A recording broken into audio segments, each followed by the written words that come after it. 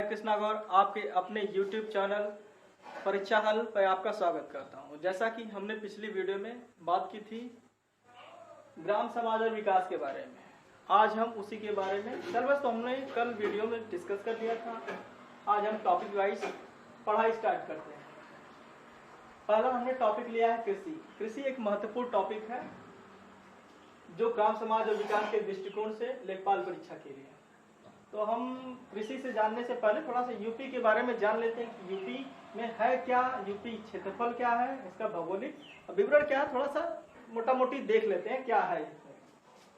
UP का कुल क्षेत्रफल है 2,40,928 किलोमीटर स्क्वायर। यह हमारा क्षेत्रफल है यूपी का। पूरे यूपी का क्षेत्रफल है 2,40,928 किलोमीटर, जो भारत के कुल भौगोलिक क्षेत्रफल का 7.33% है। जो भारत के हमारे भारत देश के कुल भौगोलिक क्षेत्रफल का 7.33% हमारे यूपी में है, यूपी का क्षेत्रफल है। थोड़ा सा जानकारी लेते हैं गांव की संख्या क्या है। यूपी के कुल गांव की संख्या है 97,607। इतने हमारे उत्तर प्रदेश में गांवों की संख्या है। अब गांव की संख्या जानने के बाद थोड़ा जान लेते हैं कि हमारे यूपी में 75 जिले होते हैं फिलहाल में। तो जान लेते हैं कि किस जिले में कितनी है ये संख्या, तो हम बाद में डिस्कस कर लेंगे। थोड़ा देख लेते हैं कि किस जिले में सबसे ज्यादा है और किस जिले में सबसे कम है, थोड़ा सा देख लेते हैं। तो सबसे ज्यादा गांव वाला जिला जो है आजमगढ़, जिसमें गांव की संख्या 4 है, जो सबसे ज्यादा है। और सबसे कम गांव वाला जिला है बागपत, 323 गांव वाला ये जिला है, जो सबसे कम गांव वाला जिला, छोटा। आइए हम थोड़ा अब देख लेते हैं यूपी के बारे में क्या है, ये कृषि से कितना रिलेटेड है, जानकारी इसके हम जानकारी आपको देते हैं। देखिए, खाद्यान्न पूरे है हमारे देश का 18.90% खाद्यान्न हमारे यूपी से प्राप्त होता है। कितना? 18.90% हमारे यूपी से खाद्यान्न उपलब्ध होता है देश के लिए। और हमारे देश की कुल कृषि भूमि का ये 20% भाग उत्तर प्रदेश में होता है। कितना है कृषि क्षेत्रफल यूपी का? 20% भाग पूरे देश का। और हमारे कृषि से जो जीविका है वो 73% है। जीविका कितनी है, मतलब जो कृषि कार्य करते हैं उनकी संख्या कितनी है। संख्या का मतलब है प्रतिशतता में हम इसको देखेंगे कि कितने लोग इसकी अपना जीविकोपार्जन करने के लिए निर्भर है कृषि पर। 73% लोग जीविकोपार्जन अपना कृषि से कर रहे हैं उत्तर प्रदेश में। अब देख लेते हैं, राज्य के 88% भाग पर खेती की जाती है। जो ये क्षेत्रफल है 2,40,928 किलोमीटर स्क्वायर, उसके 88% भाग पर खेती की जाती है, जिससे हमारा कुल आय 68% होती है। इससे हमारी कुल आय कितनी होती है? कृषि से 68% आय होती है हमारी कृषि से। अब देख लेते हैं इसका भूमि का आकार कितना है। औसत भूमि का आकार जो कृषि जोत के लिए है माना जाता है वो कितना है, तो 0.9 हेक्टेयर हमारे भूमि का आकार है। जो कहते हैं कि 1 हेक्टेयर से ऊपर वाले किसान को या 1 हेक्टेयर किसान को बड़े किसान कहा जाता है। उसमें यूपी के 15% किसान आते हैं जिनके पास 1 हेक्टेयर से ज्यादा या 1 हेक्टेयर भूमि उपलब्ध है। और कुल जो कृषि योग्य भूमि हमारे पास यूपी के पास 190.84 हेक्टेयर है। कुल कृषि योग्य भूमि 190.84 हेक्टेयर है। आइए अब हम थोड़ा सा कृषि के इतिहास और स्थापना के बारे में जानकारी प्राप्त। जैसा कि हम अब कृषि की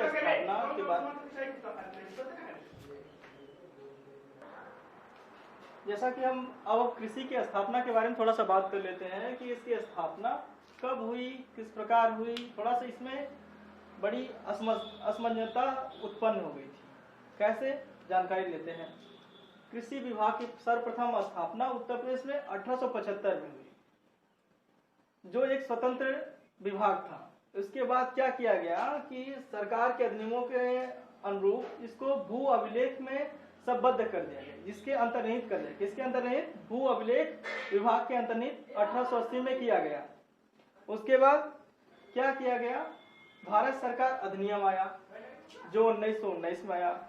इसके तहत फिर से कृषि विभाग को स्वतंत्र विभाग 1 दिसंबर 1919 को कर दिया गया। कब कर दिया गया, कैसे हुआ?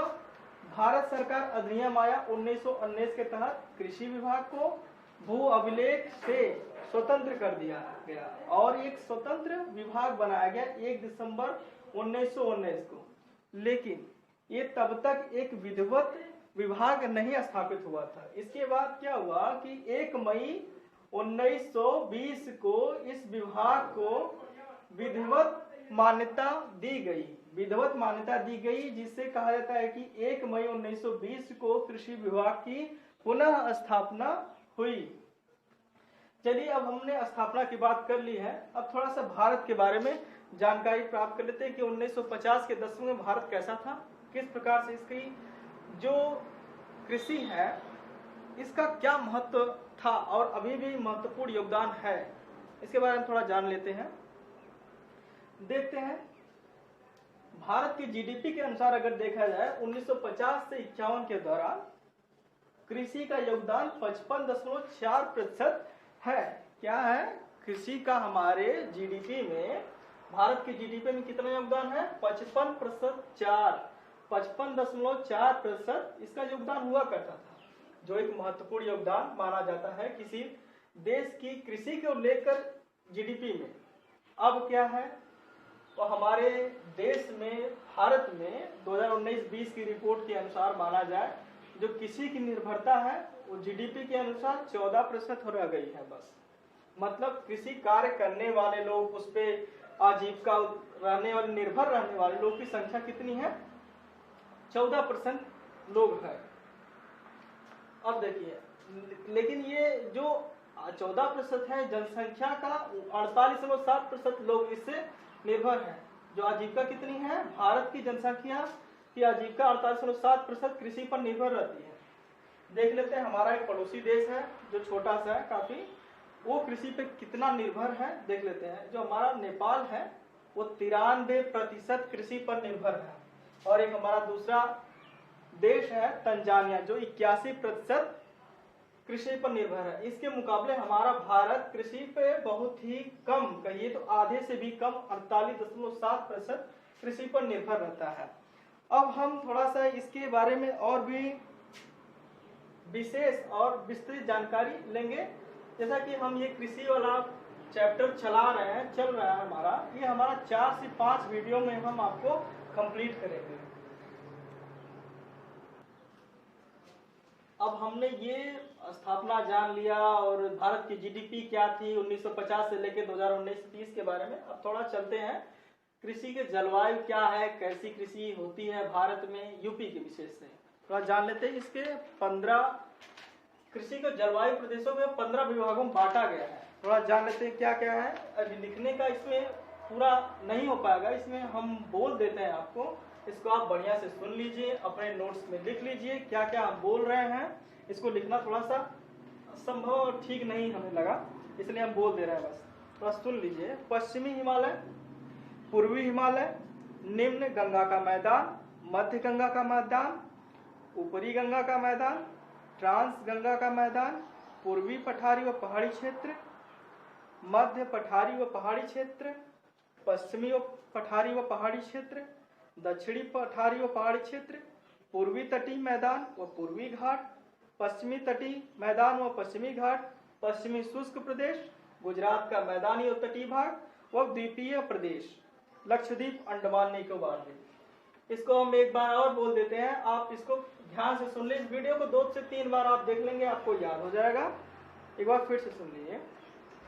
पहला है पश्चिमी हिमालय, दूसरा पूर्वी हिमालय, निम्न गंगा का मैदान, मध्य गंगा का मैदान, ऊपरी गंगा का मैदान, ट्रांस गंगा का मैदान, पूर्वी पठारी व पहाड़ी क्षेत्र, मध्य पठारी व पहाड़ी क्षेत्र, पश्चिमी पठारी व पहाड़ी क्षेत्र, दक्षिणी पठारी व पहाड़ी क्षेत्र, पूर्वी तटीय मैदान व पूर्वी भाग, पश्चिमी तटीय मैदान व पश्चिमी घाट, पश्चिमी शुष्क प्रदेश, गुजरात का तटीय व मैदानी और पहाड़ी भाग, द्वीपीय प्रदेश, अंडमान निकोबार। ये भारत के 15 जलवायु प्रदेश हैं।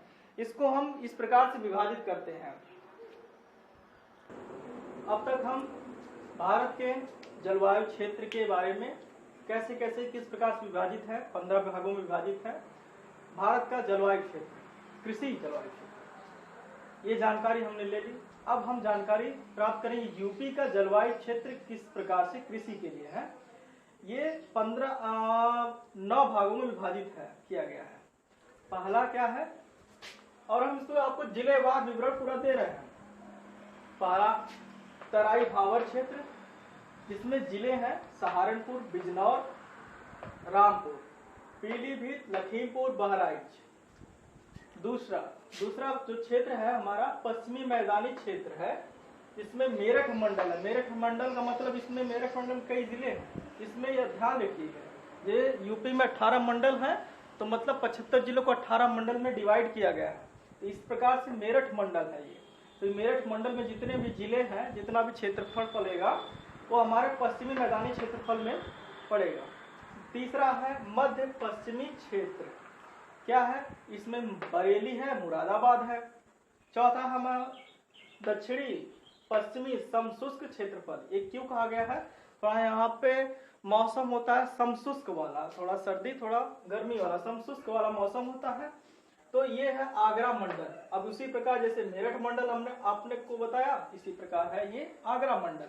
आगरा मंडल में जितने भी जिले हैं इसमें संलिप्त है दक्षिणी पश्चिमी समशुष्क क्षेत्रफल में। पांचवा हमारा है मध्य मैदानी क्षेत्रफल, जिसमें हमारा लखनऊ जो उत्तर प्रदेश की राजधानी है ये हमारा, और कानपुर, फतेहपुर, ये हमारा भाग आ जाता है मध्य मैदानी क्षेत्रफल में। जो छठवां और सबसे महत्वपूर्ण है बुंदेलखंड क्षेत्रफल, इसके बारे में काफी बातें चलती रहती है। यहाँ पे सिंचाई की व्यवस्था बहुत खराब है कहा जाता है, तो इस प्रकार ये जो क्षेत्रफल है बुंदेलखंड क्षेत्रफल बुंदेलखंड के अंतर्गत आता है। इसमें कई जिले हैं, बुंदेलखंड जिला नहीं है, बुंदेलखंड एक क्षेत्र है, इसमें कई है, बांदा है, करबी है, इस प्रकार से कई जिले हैं इसके क्षेत्र में आएंगे।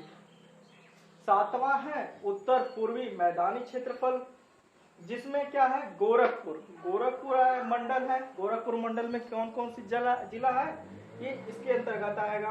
दूसरा है गोंडा आपका छोटा सा, और आठवां है देखिए पूर्वी क्षेत्रफल क्या है, इसमें वाराणसी, आजमगढ़ और प्रतापगढ़ जिले आएंगे। अब आखिरी और नौवां जो हमारा है विंध्य क्षेत्रफल, जो बहुत महत्वपूर्ण पहाड़ी इलाकों से माना जाता है, विंध्य की पहाड़ियां हैं। इसमें जिलों में ये है सोनभद्र, मिर्जापुर और प्रयागराज का दक्षिणी भाग। थोड़ा आप लोगों को ये नौवां विंध्य क्षेत्रफल दिखाई न दे रहा होगा, थोड़ा सा टेक्निकल प्रॉब्लम की वजह से। आप इस चीज को मैं एक बार फिर से बोल देता हूं, आप सुन लीजिए और लिख लीजिए, इस चीज को नोट कर लीजिए। देखिए पहला तराई भावर क्षेत्र, जिसमें सहारनपुर, बिजनौर, रामपुर, पीलीभीत, लखीमपुर, बहराइच आदि जिले हैं। दूसरा है पश्चिमी मैदानी क्षेत्रफल, मेरठ मंडल, मध्य पश्चिमी क्षेत्र, बरेली, मुरादाबाद, दक्षिणी पश्चिमी समशुष्क क्षेत्र, जिसमें आगरा मंडल है हमारा, मध्य मैदानी क्षेत्र, इसमें लखनऊ, कानपुर, फतेहपुर है, और बुंदेलखंड क्षेत्र, इसमें बुंदेलखंड है। और सातवां हमारा है उत्तर पूर्वी मैदानी क्षेत्र, जिसमें गोरखपुर मंडल और गोंडा है। अब आ जाइए आठवें पूर्वी क्षेत्र, जिसमें वाराणसी, आजमगढ़ और प्रतापगढ़ है। नौवां है विंध्य क्षेत्र, सोनभद्र, मिर्जापुर, प्रयागराज का दक्षिणी भाग। ये हमने आज जान लिया यूपी का जलवायु कृषि किस प्रकार से बांटी गई, 9 प्रकार से 9 भागों में बांटी गई क्षेत्रफल के आकार से। 9 जैसे यहाँ की जो जलवायु है, मिट्टी है, इस प्रकार से हम इसको खेती के आकार में, जैसे किसी भाग में किसी चीज की और खेती होती है, इस प्रकार से हम 9 जलवायु भागों में इसको डिवाइड कर दिए हैं। अब आप लोग सोच रहे होंगे कुछ तो छूट रहा है, पहली वीडियो है और कुछ तो छूट रहा है, और छूट नहीं रहा, हम उसको अपने से छोड़े हुए हैं। जैसा कि आप लोग के मन में है कृषि बताया, कृषि विश्वविद्यालय के बारे में नहीं बताया, तो जान लीजिए कृषि विद्यालय, बहुत विश्वविद्यालय जानना बहुत बड़ी चीज नहीं है, ये सभी लोग जानते हैं। कृषि विश्वविद्यालय सबसे पहले गोविंद बल्लभ पंत के नाम पे बनाया गया, जो पंतनगर उत्तराखंड में है, जो कि पहले उत्तर प्रदेश का हिस्सा था। ये 1960 में बनाया गया, और ये पहली कृषि प्रयोगशाला इसमें ही स्थापित की गई थी। कहाँ पे? पंतनगर गोविंद वल्लभ पंत विश्वविद्यालय के अंतर्गत यह स्थापना की गई है। आज हम इतना कुछ जाने हैं। अभी तो ये हल्का फुल्का है कृषि। कल की वीडियो आपके लिए स्पेशल रहेगी, जो हम और भी इसको गहराई से लेंगे और कृषि के बारे में आपको पूरी डीप जानकारी दी जाएगी। कहीं से आपका क्वेश्चन इधर सुधर नहीं होगा। लेखपाल के लिए आपको उत्कृष्ट विषयवार एकदम ज्ञान प्रदान किया जाएगा, जिससे आपका लेखपाल की परीक्षा आसानी से उत्तीर्ण और ग्राम समाज विकास में आप अच्छे से अच्छा अंक ला सकेंगे।